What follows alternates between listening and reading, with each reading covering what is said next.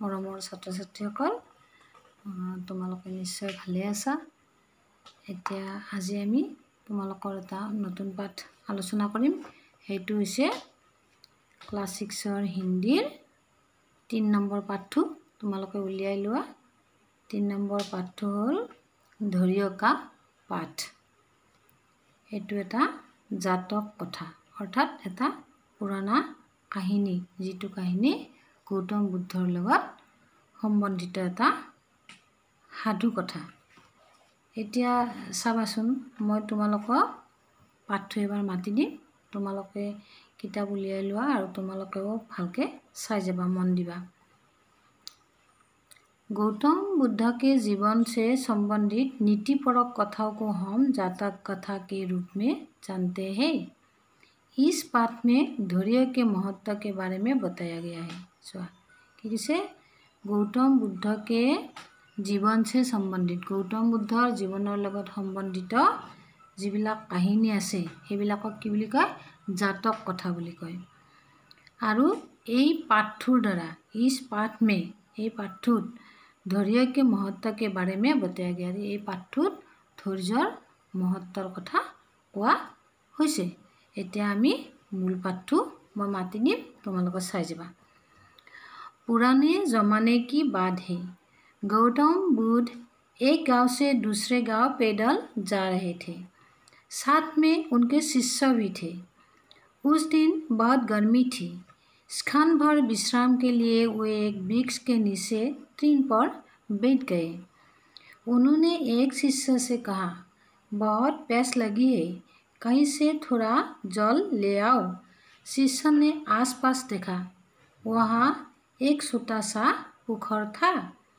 पोखर में एक बैल जल पी रहा था। शिष्य वहीं से जल लेने के लिए आगे बढ़ा। उसे देखकर बैल डर गया और जल से होता हुआ निकल भागा। इससे जल गंदा हो गया। शिष्य ने सोचा, गंदा जल गुरु के लिए ले जाना ठीक नहीं होगा। वह फिर आगे बढ़ा, चारों तरफ देखा, पर उसे जल का दूसरा स्रोत दिखाई नहीं दिया। वह थक गया। वापस आकर उसने सारी घटना बुद्ध को सुनाई। शिष्य की बात सुनकर बुद्ध मुस्कुराए और बोले, पुनः तुम उसी पोखर के पास जाओ। अगर इस बार भी जल गंदा हो तो कुछ समय रुक जाना, पर जल लेकर ही लौटना। बुद्ध की आज्ञा मानकर शिष्य वहाँ पुनः गया। इस बार उसने देखा कि जल निर्मल है, गंदगी नीचे बैठ गई है। शिष्य अपात्र में जल भर कर बुद्ध के पास लौटा। बुद्ध ने उसे पास बुलाकर कहा, इसी छोटी सी बात को तुम सदा याद रखना, इससे तुम्हें धैर्य का पाठ मिलेगा। जब भी तुम्हारा मन अशांत हो तो उसे थोड़ा समय देना, मन की मलिनता और अशांति बैठ जाएगी, मन अपने आप शांत हो जाएगा। बुद्ध की अनमोल बातें सुनकर शिष्य का चित्त प्रसन्न हो गया। পাঠটো মই মাতি দিলোঁ, তোমালোকে নিশ্চয় মাতিব পাৰিবা বুলি মই আশা কৰিছোঁ। এইবাৰ চাওঁ আহাচোন, আমি অলপমান পাঠটোত কি আছে বুজি লওঁ, চাই যাবা। पुराने जमाने की बात है। पुराने जमाने माने আগৰ দিনত, पुरानी कालर कथा, আগৰ দিনৰ कथा। गौतम बुद्ध एक गांव से दूसरे गांव पैदल जा रहे थे। गौतम बुद्ध এখন গাঁৱৰ পৰা আন এখন গাঁৱলৈ খোজকাঢ়ি গৈ আছিল। पैदल जाना माने খোজকাঢ়ি যোৱা। साथ में उनके शिष्य भी थे। লগত কি আছিল? তেওঁৰ শিষ্যবিলাক আছিল। उस दिन बहुत गर्मी थी। সেইদিনা বৰ গৰম আছিল। क्षण भर विश्राम के लिए, क्षण भर माने खन्ते समय, অলপ সময়ৰ কাৰণে জিৰণি লোৱাৰ কাৰণে কি কৰিলে? वे एक वृक्ष के नीचे टीन पर बैठ गए। এডাল ডাঙৰ গছৰ তলত কি কৰিলে? ঘাঁহৰ ওপৰত बही गल। उन्होंने एक शिष्य से कहा, तेव एजन शिष्य कले, बहुत प्यास लगी है, बर पियाह लागिसे, कहीं से थोड़ा जल ले आओ, करबार परा अलप पानी লৈ আহা। शिष्य ने आस पास देखा, शिष्यजने इफाले सिफाले चाले। वहाँ एक छोटा सा पोखर था, तात एटा सरू पुखुरी आसिल। पोखर माने पुखुरी। पोखर में एक बेल जल पी रहा था। पुखुरीटुत की करिছিল, एटा बलद गरुए पानी खाई आसिल। शिष्य वहीं से जल लेने के लिए आगे बढ़ा। शिष्यजने तार परा पानी आनिबले आगबाढ़ी गल। उसे देखकर बेल डर गया। तेওক देखी अर्थात शिष्यजनक देखी गरुटो की हल, भय खाले और जल से होता हुआ निकल भागा आरु पानीर माजेरे की करिले हि गुसी गल। इससे जल गंदा हो गया आरु की हल, यार परा पानीखिनि लेतेरा हल। गंदा माने लेतेरा अर्थात तुम्हालोके जाना নহয়, पानीत जेतिया आमी মাজত যাওঁ, पानीत नामी যাওঁ, तेतिया की হয়, पानी तলৰ बोकाबिलाक ओपৰত उठी आহে आरु पानीटो लेतेरा हो जाए।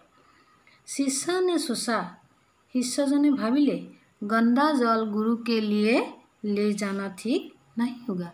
गंदा जल माने लेतेरा पानी गुरुर कारणे লৈ যোৱাটো ভাল নহব। वह फिर आगे बढ़ा। ही पुनर की करिले आगबाढ़ी गल। चारों तरफ देखा, चारियोफाले चाले, पर उसे जल का दूसरा स्रोत दिखाई नहीं दिया। किंतु पानीर अन्य एटा स्रोत देखा नापाले। स्रोत बा उत्स देखा नापाले। स्रोत माने उत्स। वह थक गया, त्यों भागरी परिल।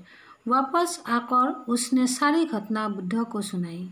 वापस माने घूरी आही त्यों गोटे घटनाटो बुद्धर आगत कले। शिष्य की बात सुनकर बुद्ध मुस्कुराए।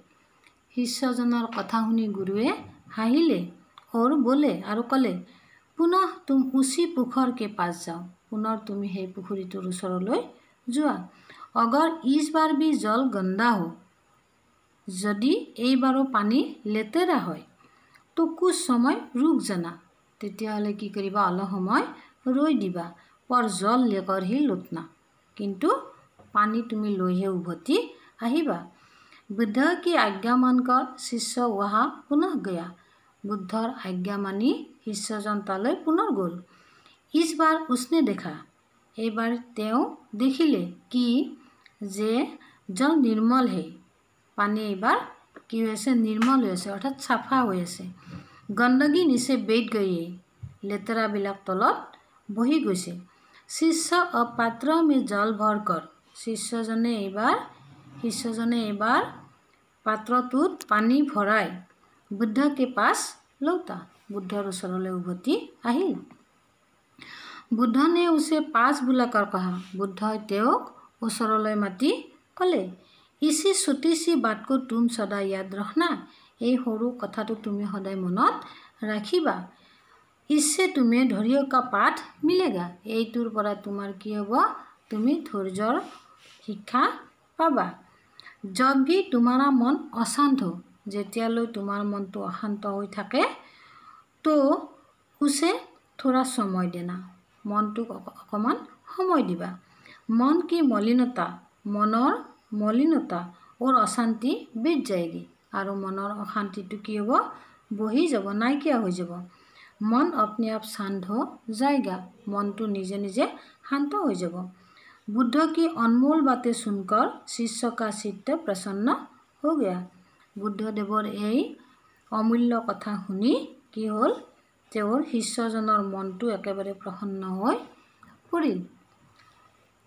তোমালোকে निश्चय बुझी पाइছা। गतिके आमी आजिলৈ पाठটো ইয়াতে এৰিম। আকৌ नेक्स्ट क्लासत তোমালোকৰ ইয়াৰ प्रश्न उत्तर दिम আৰু जी बुझी নোপোৱা থাকি গ'ল সেইখিনি বুজাই দিম। नमस्कार।